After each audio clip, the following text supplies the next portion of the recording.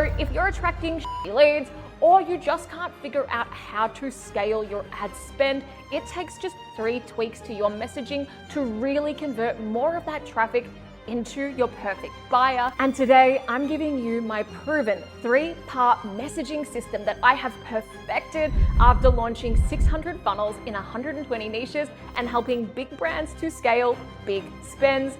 Okay, let's get started. All right. But before we do fix your messaging, you kind of need to know where it is broken. Every message goes through this communication framework. We have you, the sender, and you put your ideas into a message and you send it through a channel, like a Facebook ad. Your market, the receiver, decodes that message based on how it is delivered. And all the noise in their world, like politics, trends, TikTok, stress, and even their mood that day helps them to decode that. And that's exactly why most Facebook ads fail to scale, because they are scaling the wrong message to the wrong person, and it just makes things worse. You might get more leads, but you usually get more of the wrong quality leads, tire kickers, price shoppers, annoying low quality leads we do not want to attract. That is why fixing your messaging is always the first step to scaling profitably. Without it, no funnel tweak, targeting hack, or like an ad refresh is going to save you. So step 1 is to nail your message. And your message is simple. It's just what you're gonna say, and then you're gonna repeat it across every single touch point. It's how you want to be known, it's how you want to be understood, and it is how you want to be perceived in the market by your ideal customers. For example, let's take Apple. Their message isn't "we sell computers and phones." For decades, they have positioned themselves as the brand for creative people with slogans like "think different," and even Steve Jobs describing their products as tools for the mind that advance humankind. Every ad, every keynote, even every experience in an Apple store reinforces that same emotional connection. That's the level of clarity you're gonna need before you even think about scaling your Facebook ads. Because once you have it, every campaign and every post, every sales conversation, it's gonna reinforce that same idea, and that is how you win at scale. But there are 3 big mistakes that I see companies get very wrong. And the first is they've never actually sat down to define this message. So the CEO thinks one thing, marketing says another, sales says something else, and your market hears a very confused, watered down version, right? And a confused mind will not buy. So don't worry, I'm about to give you my framework so that you can figure this out in just a second. But the second mistake is they don't evolve with the market's sophistication.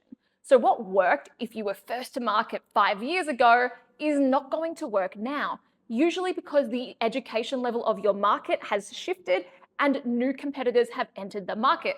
For example, I have worked in the Aussie property investment market with many different clients over like 9 years or something. Back then, you could make big claims and the market believed you because there weren't as many competitors. Now, people are super skeptical. They've had shitty experience, they've heard the horror stories, and they've heard all of the claims in the book. So when I work with clients now, we need to adapt the messaging to match the market. And the third big mistake is businesses playing it safe. They're scared to stand out, and they'll say things to me like, "None of our competitors say that."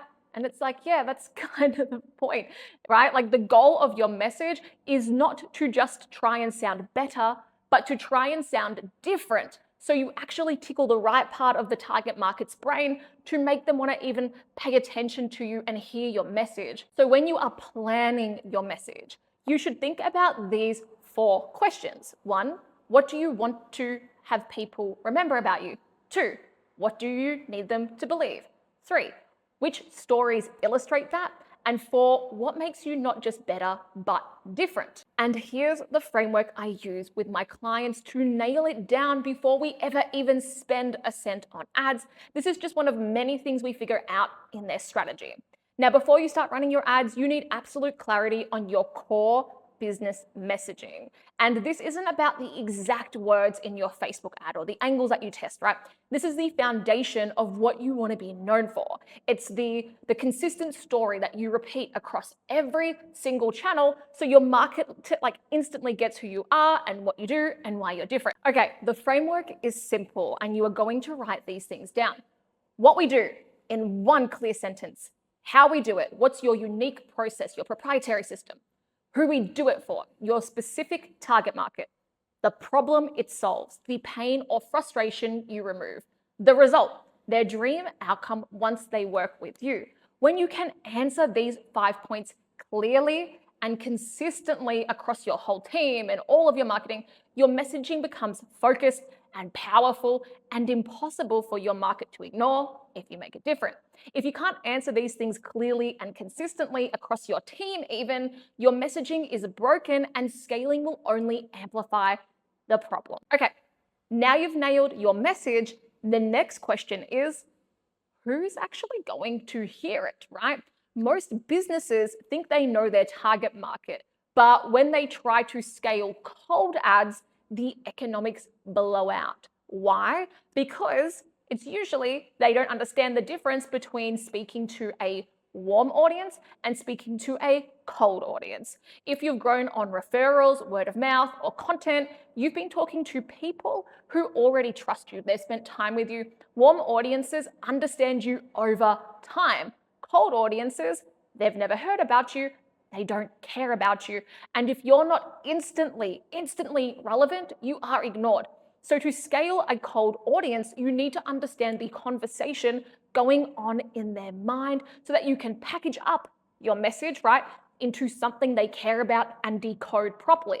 The best way to do this is to use Eugene Schwartz's level of awareness. I talk about this so much on this channel, these 5 different levels of awareness. It helps us to understand the conversation going on in their brain. Because while you'll have your core business messaging, yes, nobody wakes up one day and wants what you have. So you have to package it up to meet them where they are at.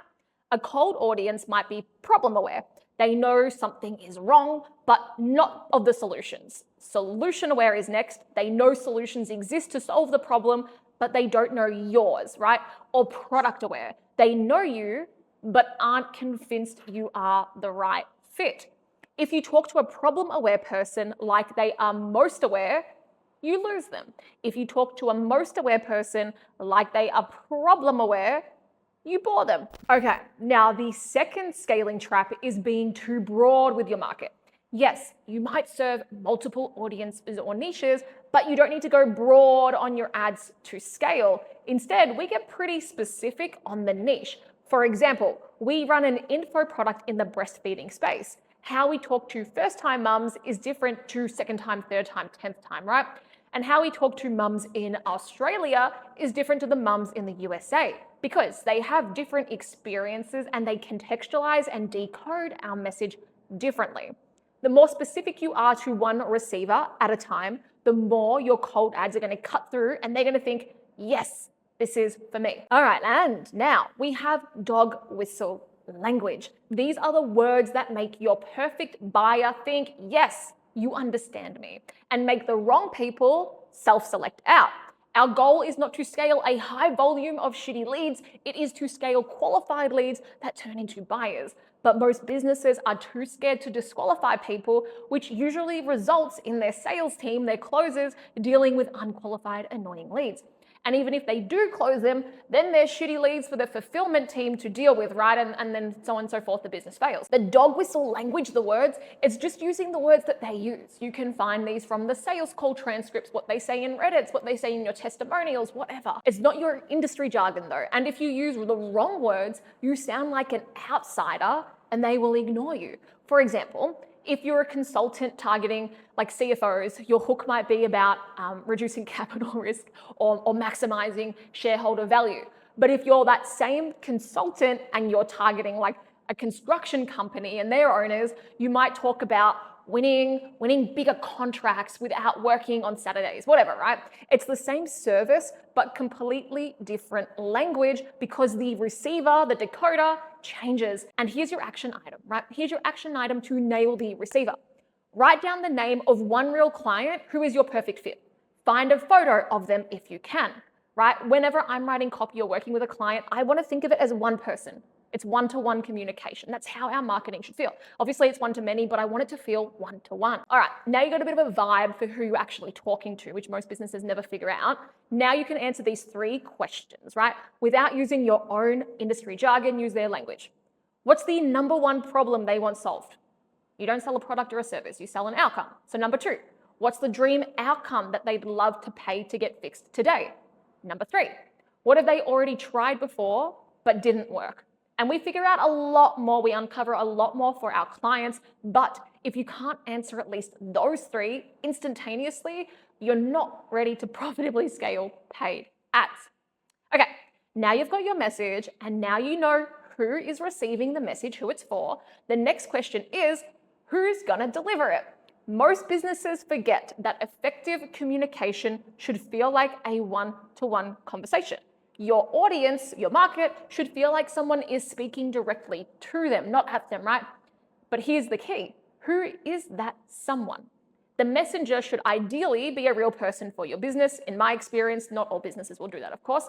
Someone whose backstory resonates with your market, and that's why some companies will pay like celebrities or spokespeople to be at the front. People don't want to deal with businesses, they want to deal with people. All right, example time. With this landing page, I'll chuck it up on screen. The copy is in the language of the target market. They read this and they know this message is for them. And then we have the page feel like it's one-to-one communication because it feels like it's written by the founder who has a relatable investment story. And once you've got your messenger, the next thing is they got to look the part. If you're talking to lawyers, you don't rock up in a singlet and flip-flops or thongs for my Aussies. And if you're tradies, like that's your market, you're probably not rocking up in a 3-piece suit unless you're like a lawyer to help them, maybe. So now we have to think, okay, our messenger's personality, the tonality and the appearance should actually match how your audience maybe sees themselves or how they want to be seen or how they think you should be seen, right? So as an example, recently I'm working on that pregnancy product I was just telling you about, and I was also working on an outbound dialer, and I'm going to be doing a video on that soon. Now, the pregnancy product, that is for mums, it's a different tonality, it's a different messenger, it's a different way that we package up that message. The dialer, literally one of the testimonials is from Cole Gordon, and it's like, Cole Gordon says this dialer fucks. And it's like much more functional arrogance, like, because I read through like all of their like sales call transcripts, listened to them, looked at the messages that they send each other, right? The founder and like their hundreds of customers, they talk a different way. So the marketing has to reflect that, how they talk to each other. And that's where something like brand archetypes come in. Yeah, so up on the screen now. These are 12 very timeless personality types, from the hero or the caregiver to the outlaw. Each one speaks with a different tone, uses a different language, and presents a very different energy. So your action item is to decide which of these archetypes best fits your brand and market if you don't have somebody, right? Because the right messenger won't just say the words. They make the audience believe the words. They make the audience feel something. That's the whole point of our message, right? We want them to feel an emotion. And that is that. So if you do need more qualified leads for a high ticket service, or you're a fast scaling info product looking for a new growth partner to create all of your funnels and all of your ads and profitably scale ya, then click the link in the description. You can book a call with me to see if we're a good fit to work with you. If you want to keep DIYing it and you want to see how we take this messaging and we turn it into high converting landing pages, then watch this video up next on the screen. See you in the next one.